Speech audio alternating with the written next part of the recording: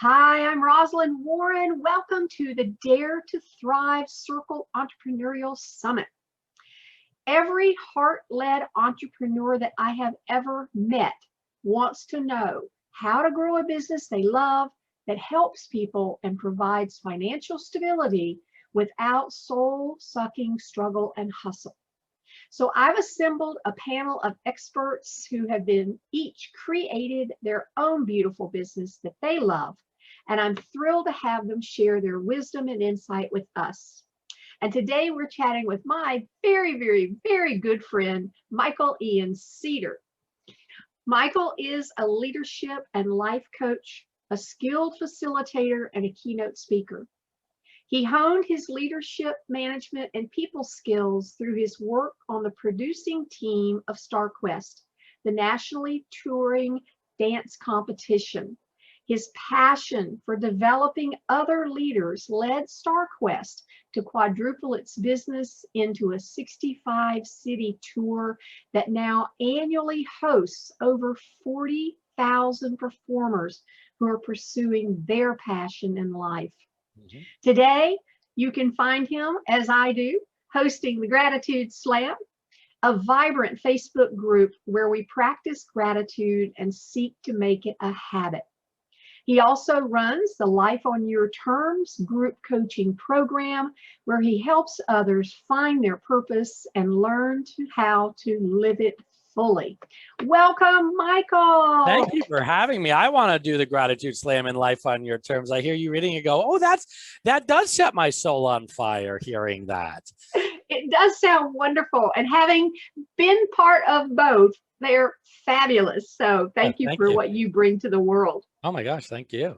And you too. So, Michael, we're here to talk about business. I love business, by the way. So what has gratitude got to do with it? Yeah. So because we're here to talk about business, and I like how you started your opening statement, and we'll talk about the gratitude part and how that plays a role in the business. Is I love the art of business. I really do. I love business, but so many people who I encounter who really want to have soul-led businesses, mission-based businesses. The part that typically they don't enjoy so much is the business part. And in order to have a thriving business, we need the resources of time and money and human capital, and that requires a business acuity in order to do it. So you asked me the question of what does gratitude have to do with it, right? As you mentioned, I run a group called the Gratitude Slam. It could have been called anything, right? But I chose to call that and evolve that into what's the Gratitude Slam. So I've never been clinically diagnosed as depressed or any of these words that the medical world likes to identify with really highly sensitive people who sometimes feel sadness. And that was since I mean, there's no period in my life where I probably can't recall not having it of my past. And as I matured in life and realized I just really want to help people, and I really like to be a leader in groups, I did. I started doing my own endeavors, businesses and things like that. And I found myself in dark places all the time, and really upset, unhappy places, or depressed feeling is the way I hear people describe depression. And so a tool that I found that helped, it didn't cure it, but it helped, was being able to just say, and I don't even know where I picked it up from, but, I'm grateful for the opportunity to learn this thing that I'm going through right now. I'm grateful for this angry client because I'm learning there's an opportunity for me to serve other people better, right? And so here I am as a teenager, getting yelled at by a client or whatever, or missing the mark for a client and being disappointed in myself, and that put me in a really dark spot. That put me in a really dark place. And sometimes it took weeks, months to get out of. And but I kept practicing gratitude. And what I ended up finding was, no, gratitude didn't remove things from happening.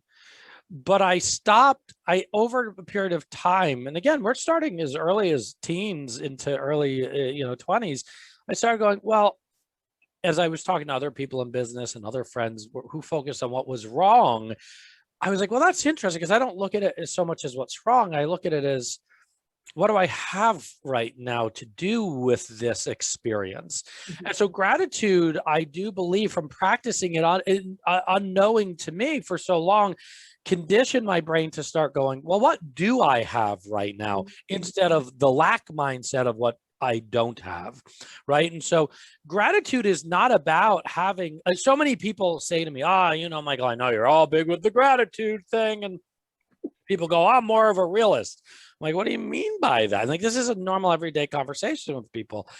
Like, well, gratitude is about, something happening and going, oh, everything's going to be fine. Looking for the silver lining. I'm more a realist. And I'm like, okay, well, that's not gratitude. That's silver lining. That's false happiness. I don't know. And so what gratitude is being optimistic. It's finding the optimism in something. Mhm. And if you look at the word optimism, the root word of that is optimum, which stands for best thing. And so let's just say a client is yelling at me, or I failed a client, or I'm not making as much income as to sustain the bills. I have a choice. I could look at everything that's wrong with this picture and what's not good, and that will suppress me into a further place of darkness because now I have no hope. Or I could go, okay, well, what do I have? I have an opportunity to heal this relationship with the client. I have the opportunity to refund the money to the client, or offer to do it again, or learn from it, or thank the client for the mistake. Or I have the opportunity to go, well, where is there the opportunity to, what money do I have right now? What marketing do I have? How can I use what I do have to generate more money? Can I use the people around me, right? So it's going from a I don't have enough mindset to, well, I have more than enough. What do I do with it? And that's where gratitude is about being optimistic, saying, I know I can do something with this storm that's in front of me. And I want to add so that's what gratitude plays in my life as a business owner. And I even help as a coach in the executive world. I help other people generate massive financial and artistic success in their businesses as well. So I want to tie all this in with one more thought as a linchpin, right? There's Instagram badges that are always floating around out there that say happiness is a choice. And people often relate gratitude to happiness. And though I do find in my journey the people who experience gratitude as a experience, not an emotion, right? So actually, let me say this. There's the emotion of gratitude, and then there's the experience of gratitude, and they are different things. And maybe for nomenclature, we can even give them different words. But the reason I'm saying this is people go, well, gratitude is about feeling happy. I have nothing to feel happy about. I'm like, no, gratitude is not about feeling happy. But the people that I encounter who experience and practice gratitude the most seem to be, to me, the happiest people. But those same people who have the highest levels of gratitude and experiences of gratitude and practices of gratitude also experience the low notes, the darker notes extremely. But because they're willing to go there and not fight it and say, I don't have enough happiness, they go, oh, I'm here right now. What is this? What do I need to experience in this moment? What is this here to teach me? That accelerates them back to feeling happy faster because they're not denying themselves the feelings. Mhm. So gratitude is not about feeling happy, because whoever wrote the Instagram badge, happiness is a choice, was a very cruel, wickedly cruel individual. To let the human species believe happiness is a choice. Happiness is a choice. If I lose somebody close to me, I can't go be happy if I'm grieving in that moment of sadness or anger. I can do things that lead me to the path of happiness. The path to happiness is a choice, but happiness itself is not a choice. Why, sure, you go to your next friend or family member who's pissed off. Well, be happy and just see how that goes. That counsel goes, right? And Viktor Frankl in Man's Search for Meaning talks a lot about, the individuals that had the highest rate of survival if they did not go left, right? The people who went right into the camps instead of the ovens. His observation was those in the camps with the largest optimistic lens, saying, what is the best thing right now? Well, this is the piece of bread I have. Well, this is the sun I get to see. Well, I get to live one more day. It is proven that those who had the most optimistic levels, the highest levels of gratitude, even in something as super dark as the Holocaust, they had higher rates of survival. And I think that's fascinating. So in business, there's the entrepreneurial roller coaster, and I know when I'm going up, and I know when I'm going down. But I love what I do, and I use gratitude as a way on the down slope to go, what is here? What am I grateful for? What can I do with this? What is the best thing in the moment? Do I just need to take a walk and take a nap and go to sleep and not think about this? So that's how I use gratitude as an entrepreneur. Yeah. And as you were sharing that conversation, the word that came to my mind was, especially in the Viktor Frankl quote, where does resilience play in to being a person who has honed the ability to be resilient, the ability, which you and I are on the same wavelength here. My whole shtick was lean toward happy, and it's just this idea of, do I want to sit in the pity pot party, or do I want to just walk out that door and let's see where we can go? And no, you're not going to turn it on a dime, but it's the leaning, and that makes me think of that, the resilience. Yeah. So first off, I love the phrase lean towards happiness, because it's not saying be happy, it's saying lean towards it. Mm-hmm. I can be sad and still go, okay, well, I'm going to lean towards the happiness, right? Or I'm just going to lean towards the optimism. So I think in my experience, and in my readings of and speaking with psychologists and people who really dig deep into the brain, literally, so physiologically too. Like I said, the people that I experience the largest levels of happiness also feel the low notes super well. And the resilience is individuals that I see as not resilient in business and in their personal lives or dating lives or anything are people that when they're sad, they lean further into the sadness and they become a victim, or they villainize, or they want to be the hero and save the day and prove someone wrong, right? And though I like to think the ego thinks they're being resilient and a fighter, I don't want to be a fighter. I want to be a survivor, right? And so resilience comes from people who go, this just happened. I am sad. Can I accept myself being sad? And if the answer is yes, there's massive resilience in there. I can accept being sad. I'm really disappointed in what I did. Can I be okay being disappointed with myself? If the answer is yeah, I'm okay being disappointed right now. I can accept myself and love myself in this space. That's resilience. Otherwise, and I see so many entrepreneurs do this, especially soul-driven entrepreneurs. Is it, what was the phrase you used at the beginning? Soul-driven? Heart-led. Heart-led entrepreneurs and heart-led businesses. It's really easy, right? We're heart-led because we care so much. And of course, then comes in, super Brene Brown kind of stuff of, well, now I've got guilt and shame because I didn't do as well as I could have. And I'm disappointed in myself. So now I feel guilty that I didn't do as good. And so now I start berating myself. Well, I did wrong. I did bad. I didn't make the best choice, if there's such a thing, right? So now I start beating myself up. And those who beat themselves up, and I have my fair share of it, but I like to think I'm better at catching it now, right? Those who beat themselves up, there's no resilience in beating yourself up. People think like there's like I shall punish myself, right? There's these dark dogmatic religious undertones of I've done wrong and I shall pay. So I'm going to stay in this darkness and this sadness because I deserve to be dark. And so that just manifests more, right? Of that. And so the resilience comes from being okay with being disappointed, being sad, being angry, feeling guilty. I'm like, can I accept myself? And then the next question, of course, is, well, do I want to stay here? And even if the answer is, I don't want to, but I'm okay sitting here for now. That's why it bounces back to my God, I'm so grateful that I'm okay. I don't like this, but I'm okay. I'm grateful for that. Okay.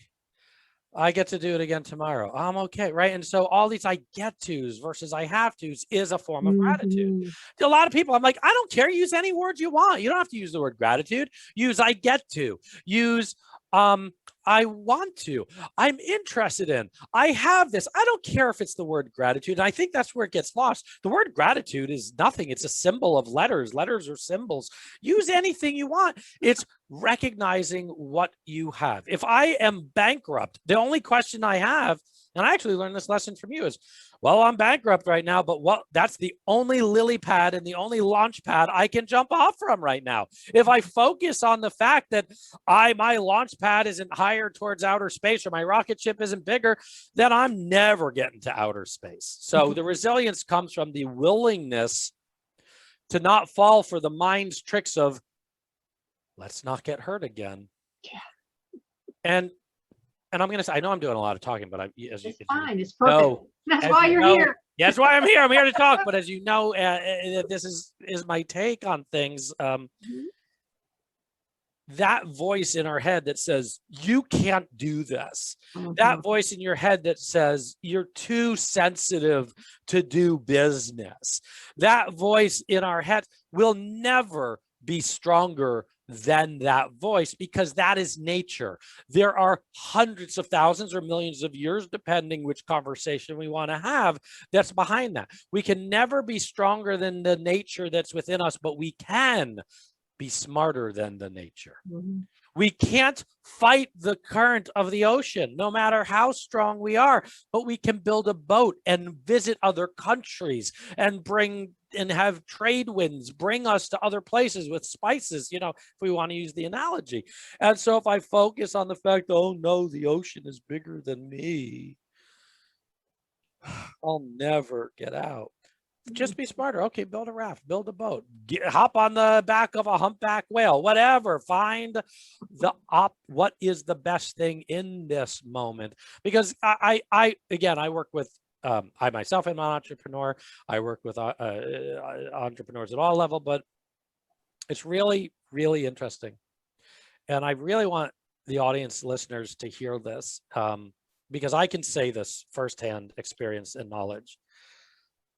The clients of mine that are making 8 figures and 7 figures are having the same problems as those who are taking a loan out of the bank to print some flyers to put in car windows, if that's a thing anymore. The problems are the same. They're just at a different scale. The imposter syndrome, there is not one, I mean it, I'm not even exaggerating. There is not one executive who I have worked with yet who has said, this is confidential, right? I'm like, yeah, it's confidential.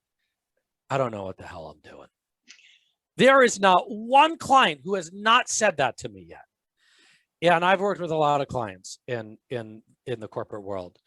And I think there's some great solace to that, to know it's just different scales. And they're losing $1 million and us losing 100 is in direct proportion. It's relative to where we are possibly, so money doesn't solve it.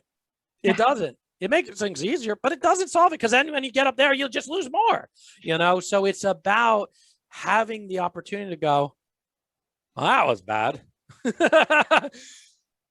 I don't feel good about myself. I'm going to go make myself a cup of tea. I'm going to go watch some really bad reality TV. I'm going to allow myself to sit in this right now. And I'll come back tomorrow. Yeah. Because I get it tomorrow. There's that gratitude I get. Yeah, I love it.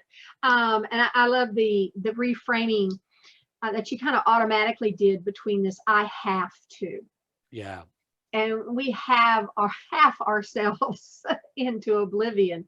One of the other pieces in the ocean, being a Floridian, And I fuss every time someone gets dragged with the undertow, because I'm like, you know, all it would take is a tiny bit of training when they cross the border. Yeah. When you get caught in the undertow, you allow it to take you. Mhm. It will only take you out to the place where the ocean bottom falls, and then there's no more tow. Right. And once you're there, you're in smooth waters. And where for me, this comes back to the this example here with entrepreneurs is surrendering Yeah. to what is. Mhm. So something happened that doesn't feel good. Something happened that you would have preferred it didn't. But the minute we go into all the wishful thinking, I wish this hadn't happened. I wish I'd have said this. I wish I'd have said that. I wish they'd have done that. You know, now we're back into this whole turmoil. And when we can go, like you said, and we feel everything. Allow yourself to feel everything. And if you're not practiced at feeling the feelings, you've pushed them away, you've done everything in your power. You know, people talk about, they use the term spiritual bypassing. And it's like, you Yeah. know, something happens and we go, okay, la la la la la la la, go to it, go to the feeling, have it. It's You will not stay there forever, we promise, right? yeah. I haven't heard the word spiritual bypass in quite some time, so thanks for bringing that up. Right, it's really easy. I feel sad, so I'm going to put gemstones under my pillow. Now, I'm not saying don't put the gemstones on your pillow, but that's the spiritual bypass, not willing to take accountability. If I feel sad, put the gemstones with you so that you get whatever they symbolize to you or whatever frequency they speak to you. Mhm. But you can't, well, you can. It doesn't serve you to deny yourself the surrender to this feeling. The feelings were here way before words. The feelings were here way before currency and money and business and trademarks. The feelings were here well before being able to do this podcast, you know, and video. So I love the word surrender. That's the word that came to mind to me as well. And there's two phrases that really just stick with me a lot. And one is, anger is energy against reality. If someone embezzled $500,000 from your business, I'm not saying it won't make you angry, but applying energy to it is only putting energy against reality instead of, well, what do I have to do now? What do I have? I have a lawyer, I have a phone, I have proof that this person did unjust things. I'm not saying it won't make you angry, but as you start to build the trust with yourself that you can surrender, you'll feel the anger, but emotions are designed to be in our bodies for 90 seconds. It's holding on to the anger. I should be angry. You should be angry. When I was going, I'm married now to Lauren, which is an amazing marriage, but when I was going through a divorce, all my friends were like, aren't you angry? I'm like, I'm not. You know, I'm not happy. I'm sad, but I don't know what anger is going to bring me. And I'm by no means a saint in this department. But anger is energy against reality, and fixation is trying to control the uncontrollable. Somebody just embezzled $500,000. Am I trying to control the fact that they embezzled it? I want to get it back. So I am going to focus on and surrender in the areas I do have control, using US law, using a lawyer, using conversation, using a mediator, whatever the tool that's necessary for the job. But if I'm going to bed at night fixating on something, it just means I'm trying to control the uncontrollable. And in the moments I feel angry, it just means I'm not pleased with reality. And in my anger, there's no way to be creative inside of anger other than like some victim, villain, hero kind of anger. Stephen Cartman's drama triangle. Yeah. I know for me, anger is like another GPS signal. Yeah. And it's a signal that a boundary I have has been crossed. And yes, someone embezzling that much money is kind of a boundary. Yeah. And like you say, but it's the idea of, oh, there it is. Now what's going on? Now, in that case, we know exactly what's going on. Yeah. But sometimes there's these little nebulous pieces, like we're angry at someone. And just that surrender I love Abraham Hicks's thing. Oh, there I am doing that thing again. Yeah, I love that phrase. Oh, there I am. I'm angry again. So what is happening that is saying you have a boundary that I either, now for me personally, I usually haven't bothered to tell the other person I have a boundary. Might want to have that conversation. So I'm a huge fan of somatic work, right? And somatic work is nothing more than emotions are the feelings and sensations in and on our body. Emotions are real. Most people think emotions are an opinion. Emotions are fact. If my wife Lauren says she's angry, I can't say, I mean, I can, but I have no place to say, no, you're not. What's that? It's not going to serve you. It's not going to serve me. But I have no place in humanity to say you're not angry, because that's her truth. If she has the somatic experience of wherever she feels anger, she's angry. It'd be like Lauren and I often sit, and the best way to describe this is Lauren and I, if we're sitting on the couch, we clearly live in two different climates at all times, even though we're in the same room. I'm always hot and she's always cold. So if I'm burning up hot in the room and she's cold, does that mean she's wrong? Or does that mean I'm wrong? We're both right. It's like the line from Fiddler on the Roof. He's right and he's right. How can they both be right? And Tevye goes, you know what? You are also right, right? And so it's the perfect example of emotions aren't wrong. Emotion, maybe you don't need to feel the emotion, but your emotion is valid and true because it's what you're experiencing that second. So with anger, when I'm teaching somatic work in the Life on Your Terms program, like you talked about, the group coaching, we talk about anger is what's misaligned, what boundaries been crossed, what is gone unaddressed, what actions need to be taken. If I'm sad, what is no longer of service to me? What idea or vision do I need to let go of? If I'm experiencing joy, what needs to be celebrated? What needs to be said out loud? What needs to be appreciated? What do I need to show gratitude for? If I have disgust, what in this situation is toxic to me right now? And what a better time, and this has, I'm using it just because it's so strong. What a better time than 2020, masks, political race, social injustice movement. What a better time that we saw people with high levels of disgust and they fought their levels of disgust instead of going, what's toxic to me? Hey, you talking about this matter, it doesn't align with my values. And I want to tell you why, instead of everyone fighting and again, fixating on the uncontrollable, share with me where you are coming from.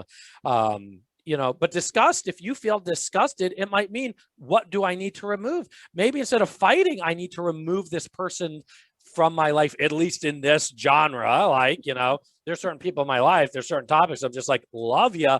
We're going to keep away from this topic. I can still respect you, even though I discussed your view on it, but it's, but yeah, the somatic work of the emotions. So Eckhart Tolle talks about emotions like the duck, and in Lloyd and Gratitude Slam, we always talk about be the duck, right? Because Eckhart Tolle talks in I think it's a New Earth, where he talks about if two ducks are running towards a piece of bread, and one duck gets that you throw into the pond, and one duck gets that piece of bread first, the other duck goes quack, and then it goes quack, quack, quack, quack, and it moves away because the duck experienced the emotion. And because it's not a human where we have this capabilities of holding on to so much, oh God, do we? And I do, I definitely do. So as I'm talking about this, you spot it, right? We're talking about it, you spot it, you got it. I have to apply all this tool. I am by no means a perfectionist of this. But the duck goes quack, quack, quack. And so the duck does it because it doesn't serve it to hold on to the anger towards the other duck. And the other thing the duck does is he shakes his feathers.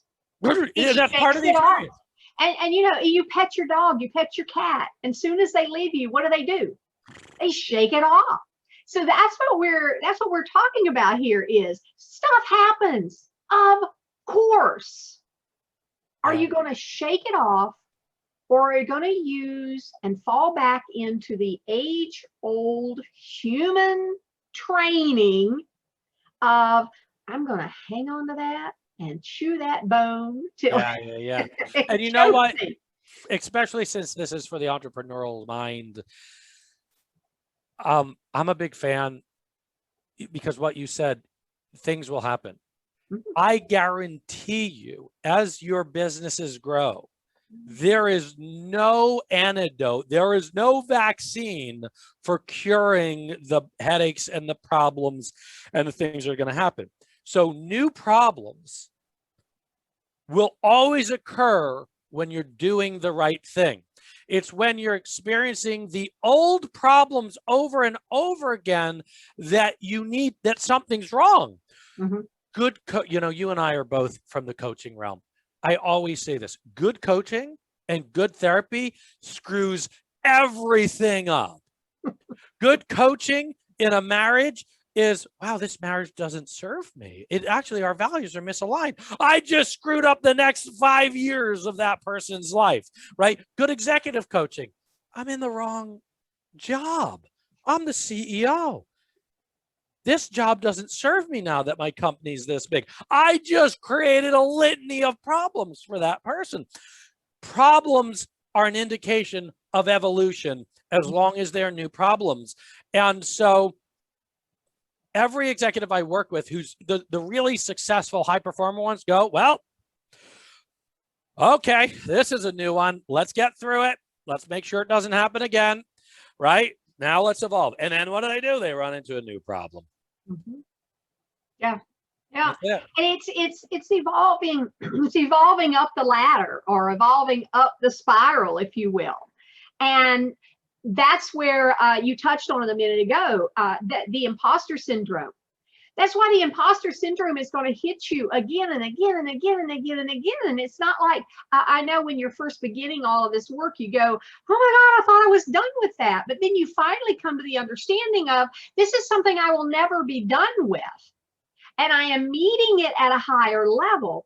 And I have the skills to move through it. Again, oh, there I am doing that thing I do again, thinking I'm not quite up to the job. But if I have the job and I have the dream in my heart, I'm up to it. Look, failure tolerance is a must if you want to be a healthily successful entrepreneur. I'm not saying you can't be a successful entrepreneur, but if you want to sleep well at night, if you want to be okay disappointing people, failure tolerance, disappointment tolerance, rejection tolerance, it's a must. Because and forget being an entrepreneur. You could be an independent contributor, entry level somewhere as well. It's all of these things will continue to happen. And the faster, man, talk about the most simplest thing that if someone just told me in elementary school, hey, Michael, you're going to screw up a lot. You're going to fail a lot. And the sooner you get comfortable with that discomfort, you're going to fly. But instead, our schools go, if you don't get the A+, you weren't good enough, right? You didn't get the A++++++, you weren't good enough. And the amount of soul-driven businesses and heart-led leaders that I work with who unfortunately are perfectionists because someone in their life said, you've got to be perfect, are doing so much damage to their heart. And you know what, A-type, a lot of people I work with go, well, I'm an A-type personality. That's what I'm like. A-type personality was a definition created by a medical doctor saying that if you are constantly pushing for perfection, you are actually creating physical damage that can be measured to your heart. So this, in America, are push, crunch, crunch. But when we do that, when we try to be these perfect entrepreneurs, we're actually, there's evidence proven that we're actually doing damage to our organs. Yeah, absolutely. Absolutely. This has been such a fun. I had another question to ask you, but you've actually answered it. So as in, what are you the most passionate about? And I think we all know now. What would you say? I mean, what are you the most passionate about? And I believe that we heard the answer to that question without my even having to ask it. It's right. We don't even need to use words. I love what I do, and we can tell. And you know what I'd say I'm most passionate about, and I really mean it. I and this has always been. I knew from at least 8. I could track it back to about 8 years old. Maybe it was before then. I just wanted one thing. I wanted the people around me to enjoy what they do with their lives Mhm. in a sustainable way. Yeah. And I'm super passionate about aligning people's values with how they show up with the world, whether that's being a business owner, being a mother, being a father, being a volunteer. If the values align in a marriage, if the values align in your business with your customers, the moment there is incongruence with your values and what is in front of you, that is going to create exhaustion and burnout, and there is no cure for it. There is, not that I found. If anyone knows, please write me. But if your values and the values of the individual or experience in front of you are not in alignment, just change industries, pack it up, or find a way to remove what's incongruent. Yeah. Yeah. Oh, thank you. Well, and I know you have a gift for us. Yes. So will you tell us about it? Yeah, because I run the Gratitude Slam on Facebook, like you said, I have a 21-day downloadable journal. Eventually, we'll do a print version of it. But for right now, I'd like anyone that wants to be able to download that. Inside of that is a link to the Gratitude Slam, which any members who are listening to this, when you say, where did you hear about it? Just put in that box when you join on Facebook. I heard about it on this video here, and we'll let you in without having to pay the initiation fee to get in. And there's no credit cards or anything. Like it really is, it is free for those. We just charge an entry fee because we want people, the right people in the room. So we want to turn away people that don't want to be in the room. So yeah, I've had great feedback from it. I actually just got feedback from an executive who I didn't know was using it and said, oh, I use it every single day. And it's a journal to print it out or do it digitally, where you can, it leads you through some awareness exercises, focusing on, actually, you know what's so fun? We talked about the somatic experience. It actually has a chart to start to build your awareness around what somatic experiences have I experienced today. And it has little things you circle and stuff, and then areas to put down some gratitude. So I'd love for you listening right now to have that as part of your journey. And if you do use it, thank you for letting me be part of your journey. Oh, fabulous. I'm really excited about it. So friends, you can access Michael's 21 days to strengthen your optimism muscle gratitude journal by clicking the button right below this video.